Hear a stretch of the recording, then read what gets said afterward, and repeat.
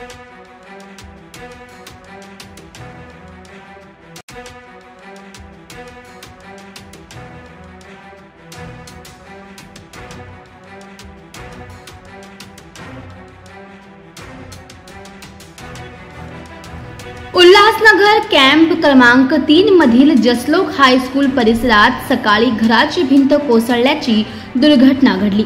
या अपघातात एक व्यक्ती किरकोळ जखमी झाला असून सुदैवाने या अपघातात कोणत्याही प्रकारची जीवितहानी झाली नाही। घटनास्थळी मिळालेल्या माहितीनुसार अलंकार खोकल यांच्या मालकीचे हे घर भाड्याने देण्यात आले होते।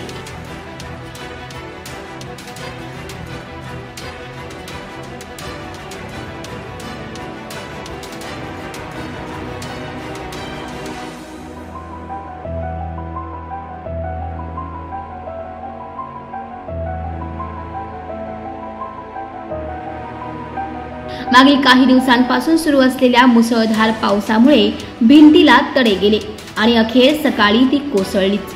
दुर्घटनेची माहिती मिळताच उल्हासनगर अग्निशमन दलाचे जवान तातडीने घटनास्थळी दाखल झालेत।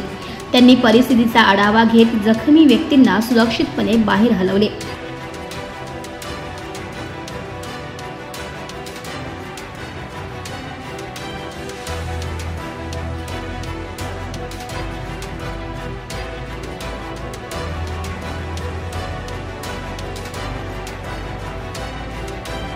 तहसीलदारांनी देखील घटनास्थळी भेट देत पाहणी केली असून स्थानिक नागरिकांनी नुकसानग्रस्त कुटुंबाला तातडीने मदत आणि नुकसान भरपाई देण्याची मागणी आता प्रशासनाकडे केली आहे।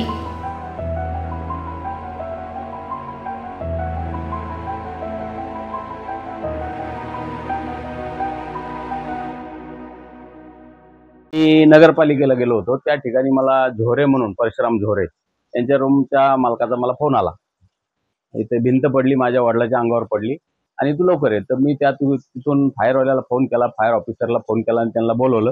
ते आल्याच्या नंतर इथे परिस्थिती पाहिली तर त्या माणसाच्या अंगावर विटा पडल्या होत्या। आम्ही त्याला बाहेर काढून हॉस्पिटलमध्ये नेले आणि आता फायरवाले येऊन ती भिंत काढल्याशिवाय पर्याय नाही, ना तर ती भिंत आता पाऊस चालू आहे ती पडणार। आता आपत्ती विभागाला फोन केलाय, तहसीलदारला फोन केला, ते येतील इथं बघतील। आता ती भिंत साधारणतः ती पडलेलीच आहे म्हणायची आणि अजून जर पडली तर काही लोकांना लागून काही त्रास पण होऊ शकतो। आता ती भिंत फायरवाल्यांनी काढावं लागेल, काढल्याच्या नंतर काय होईल ते माहिती पडेल। पण सध्या आता परिस्थिती एकदम नाजूक आहे। पाऊस 3 दिवस झाले पाऊस चालू होता, त्या पावसाच्या पाण्याने ती भिंत क्रॅक होऊन झोरे परिवाराच्या घरावर पडली आणि त्या झोरेच्या वडिलाला मार लागला। त्यांना आता दवाखान्यामध्ये आम्ही पोहोचवलंय। आता फायरवाले येऊन त्यांची कारवाई करतात। इथं ऑफिसमध्ये त्यांचं सामान तात्पुरतं शिवसेना शाखा आहे इथं, त्या ठिकाणी त्यांची आता 1-2 दिवस ते बांधकाम होतोर किंवा तयार होतोर आम्ही त्यांची सोय करूया। तिथं त्यांचं सामान तात्पुरतं आता बाहेर काढण्याचं काम आम्ही करणार आहोत।